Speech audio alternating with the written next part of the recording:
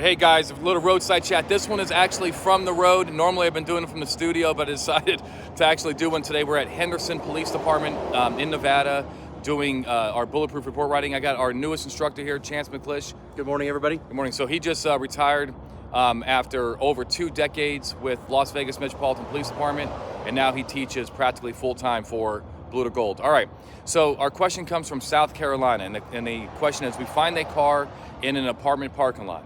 It has a stolen plate on it. The VIN is run. The car is not stolen. Can we still get into that car and conduct a motor vehicle exception type search? Chance, what do you think? I think that since we're talking about being on an apartment complex property, that we're not talking about a curtilage issue here.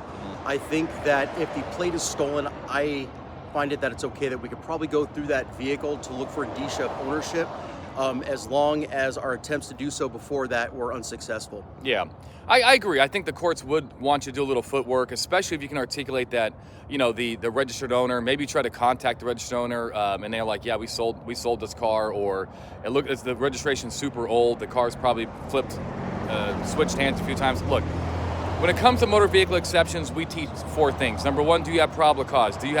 Is there a fair probability that there would be evidence of the crime in that car? Now, also, evidence of the crime includes things that you need to convict the person who stole that plate. So indicia of control, IDs, and so forth. That's part of the criminal process.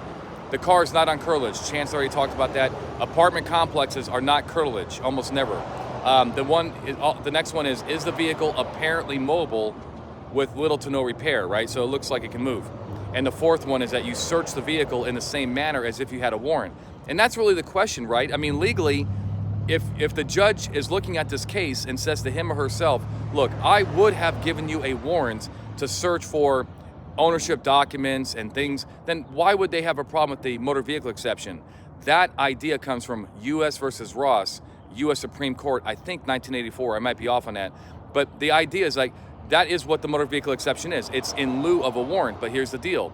If you go to a judge and they're like, look, under these facts, I would have not given you a warrant, then you lose your case, right? And then you have a problem, maybe other things too. So that's the answer. It's kind of a weird situation because you're not looking, like Chance says, we were talking about this case and he's like, what are we looking for, screwdrivers? No, right? But maybe the ownership. That's our answer.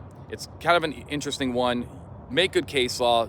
No matter what, you're still going to have to articulate why you think there's a fair probability of evidence being in that car for that crime, and you should win. All right, guys, stay safe. Keep the questions coming. Until next time, we're out. Have a good day. Thank you.